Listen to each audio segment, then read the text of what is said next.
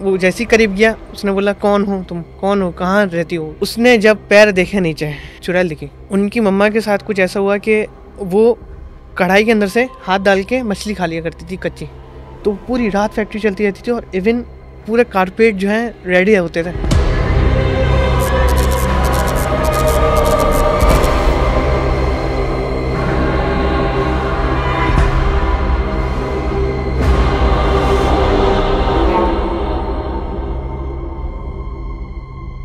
नानी के घर कराची में, और लोकेशन बता दूं? बताओ लोकेशन बताओ। अच्छा, लोकेशन जो है चमन सलमा बड़ा बोट, बहुत सारे लोग मुझे जानते भी होंगे वहाँ पे। चमन सलमा बड़ा बोट, ये जो है गोली मार की साइड पे, बिस्मिल होटल बैक साइड पे लगता है। सही है। वहाँ क्या किसी को घर है उसका वाकया है ये? जी बताएं क्या सीन घर का भी वाकया है, और समझ लें कि उधर एक नदी है, उसका नदी का बहुत फेमस वाकया है, वहाँ पे ज़्यादातर लोग जानते भी होंगे। तो अजलान भाई, वहाँ पे ये सीन था कि वहाँ पे ना गार्ड आता है, आपको मालूम है चौकीदार वगैरह रखे होते हैं, चौकीदार आते हैं। तो चौकीदार का कुछ ऐसा सिलसिला था कि वो चौकीदार जो है रात में आ रहा था, और रात के तकरीबन 3-4 बजे होंगे। तो उसको ना एक दफ़ा की बात है कि मतलब उसको एक दफ़ा वो दिखा, वहाँ पे चुड़ैल दिखी। चुड़ैल मतलब एक नॉर्मल लड़की दिखी, उसको बाद में पता चला, मगर उसको एक नॉर्मल लड़की दिखी जो पूरी दुल्हन बनी हुई थी। ओके। और वो उसके करीब नहीं गया, वो वहां से मतलब बोल रहा है होगा कोई, जाना भी नहीं चाहिए। हाँ, वो बस चले गया। उसने बोला और नहीं, दुल्हन है, आप क्यों जा रहे हो गरीब यार। तो वो चले गया। ये चला सिलसिला तकरीबन 4-5 दिन तकरीबन ये सिलसिला चला, और उसके बाद जो है वो उसने बोला यार ये रोज मुझे यहीं दिखती है। ओके। वो गया उसके पीछे।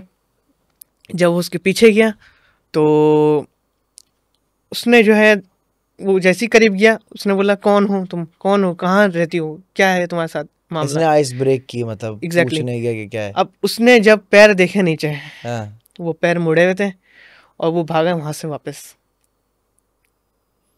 और उसके बाद हमें जो पता चला, उस मतलब गार्ड का भी हमने मतलब पूछा था कि क्या हुआ उसके साथ। तो वो साइकिल पे आता था बेसिकली।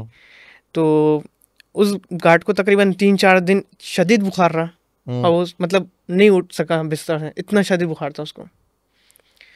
अच्छा, नानी की तरफ एक और वाकया ये हुआ था कि मेरी नानी के रेंट पे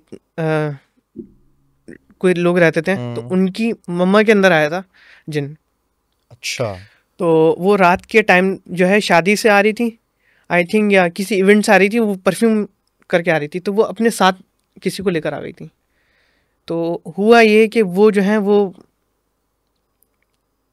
उनकी माँ के ऊपर जब हावी हुआ जिन वो, तो उसका ऐसा सिलसिला हुआ कि वो जो है ना वो गोश्त खाती नहीं। सबसे पहला जो सिलसिला हुआ वो ये हुआ कि वो लेकर आई थी किसी इवेंट से ना, जो शॉपर में आपको मालूम है कि कोई बांध के देते हैं खाना वगैरह।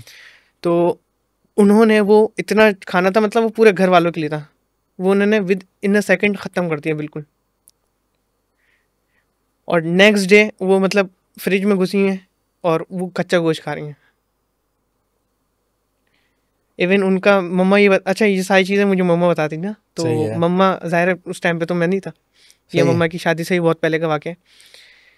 तो उनकी मम्मा के साथ कुछ ऐसा हुआ कि वो कढ़ाई के अंदर से हाथ डाल के मछली खा लिया करती थी कच्ची, गरम तेल में हाथ डाल के, उनका हाथ भी नहीं जलता था। और ये सच्चा वाक़या है, गरम तुम्हारी अम्मा ने देखा है? जी, ये तो बकायदा पूरा मतलब रियल वाक़या है पूरा। तो क्या मसला था, क्या हुआ असल था? में उनके ऊपर बिल्कुल हावी हो गया था जिन्ना। और अच्छा उनका इंतकाल हुआ ऐसे कि वो एक दफ़ा ना, अच्छा सबको मालूम था ये ना गोश्त खाती हैं, कच्चा गोश्त खाती है, तो सब ना बिल्कुल उनके साथ साथ रहते थे, उनको अकेला नहीं छोड़ते थे। एक दफ़ा क्या हुआ, उनकी बेटी की ना आग लग गई, तो वो जल्दी से भागी देखने के लिए, क्या मम्मा कहाँ है, मम्मा कहाँ है, मम्मा कहीं बाहर तो नहीं चली गई कहीं। तो वो जैसी ही बाहर गई हैं तो उन्होंने देखा कि किचन में अम्मी बैठ के गोश्त खुला हुआ है पूरा, और वो गोश्त खा रही हैं, और उनकी सांस की नाली में गोश्त फंस गया। ओह। और उनकी उसमें डेथ हो गई।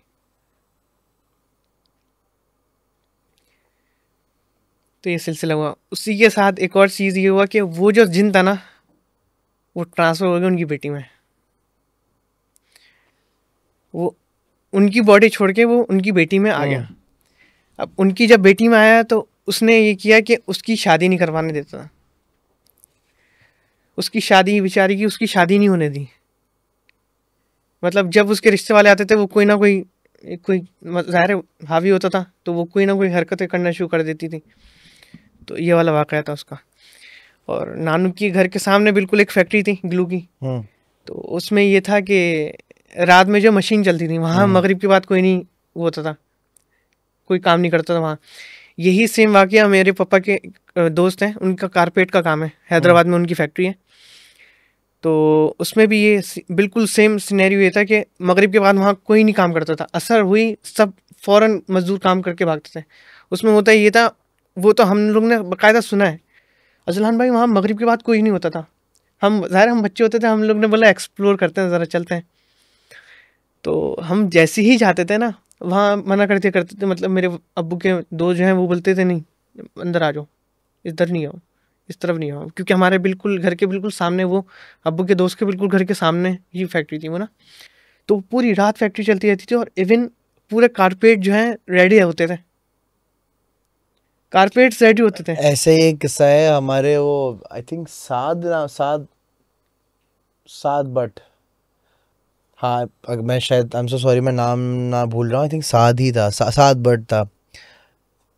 तो वो एक बेकरी में काम करते थे और आई थिंक एज अ उनकी नाइट ड्यूटी होती थी डिफेंस में, वो है बड़ी मशहूर जगह है वो।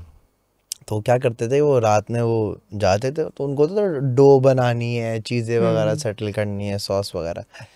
तो साथ में उसके एक हेल्पर होता था, वो हेल्पर बात नहीं करता था, वो चुप करके अपना काम करता था, हाथ बटाता था, खड़े करके चला जाता था। बाद में पता ये चला कि वहाँ पे तो कोई हेल्पर था ही नहीं। तो कैमरे से जब फुटेज भी निकाली तो ये अकेला खड़ा हुआ बातें कर रहा होता था, ये कर लो वो कर लो। तो ये तो इस बात पे तो मैं समझ सकता हूँ कि हाँ ऐसा कुछ सीन हुआ होगा।